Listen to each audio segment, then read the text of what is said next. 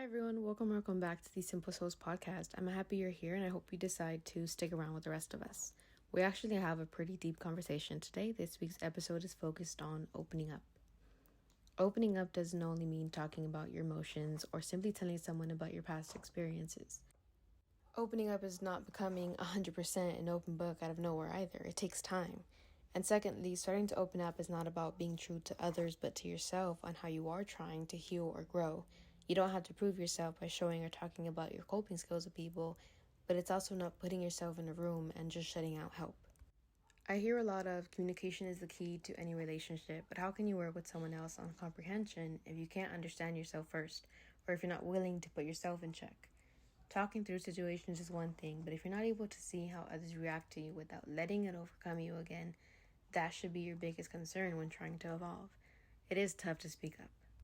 I think the one thing I wish someone would have told me was that talking to people with the same experience is tricky because you're going to hear what they were told and what they learned in their time. And I mention it because it is a problem when people are opening up and they turn that into they weren't listening or paying attention to me. But it can also feel confusing since it is common for people to think that you should be okay with talking to someone who knows what you've been through. In my experience, when I would try to talk about everything that was going on with me, if I didn't like the reaction, I just shut myself down. I'd end the conversation, shut my emotions down, and just keep to myself. But that obviously would not help and would bother me on later on in the day. There are a lot of phrases you can tell yourself out of fear of moving on or saying that it's easier to just not communicate and pretend. And by fear of moving on, I remember when my past therapist mentioned something about that, and I was like, no, I'm not scared of moving forward. I want to move forward and get past this. Until you really do sit yourself down and realize that it's a lot. And it is scary trying to overcome something that is or was overpowering you. If you're currently trying to open up, there are two things I want to share with you. Number one, I understand that there will always be that one person you go to, but I think it's been more than enough time to break that comfort of hiding things from family. And I get very well that not everyone has the best family circumstances and not everyone has the chance to say they have a family to go home to. But it's one of those barriers you'll need to build sooner than later, because then it's another stressor for you to feel the need of hiding what you're going through from them. And number two, trauma dumping, or sometimes referred to as trauma pouring. By definition, this is when you overshare trauma without warning or invitation. I wanted to bring this up because not everyone shares their experiences or tells you the details of something they're going through, and trauma dumping is very impactful on both the person receiving it and the one sharing. The person receiving it may end up feeling uncomfortable, speechless, or even triggered from their own thing, and the one sharing might feel sudden relief and comfort, but it isn't efficient to know what your emotions mean or to really hear how you feel about it.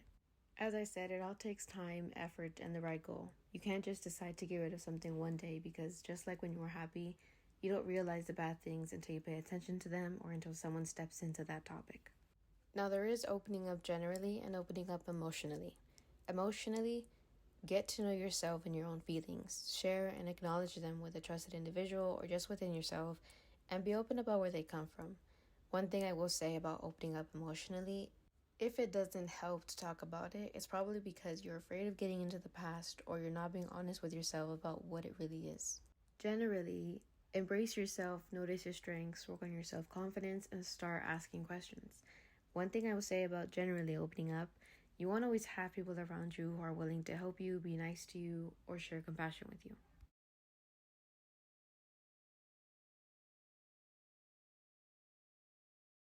You don't have to start opening up by having deep conversations right off the bat. That can be your goal if it's something you struggle with, but you can simply start by just revealing yourself more. On another hand, there are a lot of reasons why people won't open up. A person could have been shot down before when opening up, afraid of being soft, afraid of being called certain names, thinking that they had to say the right words or never had the chance to build a connection on an emotional level. And I find it important to recognize them because we do need kindness and we do need to hear each other out sometimes. I will say that sometimes I don't like having deep conversations, but it is needed.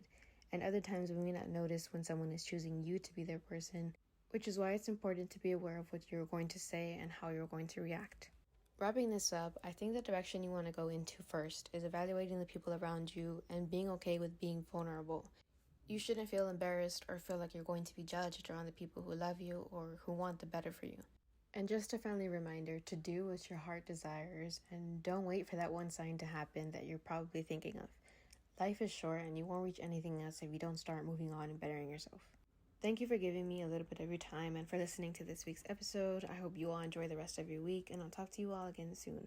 Don't forget to like, subscribe, and share with anyone you think needs to hear this.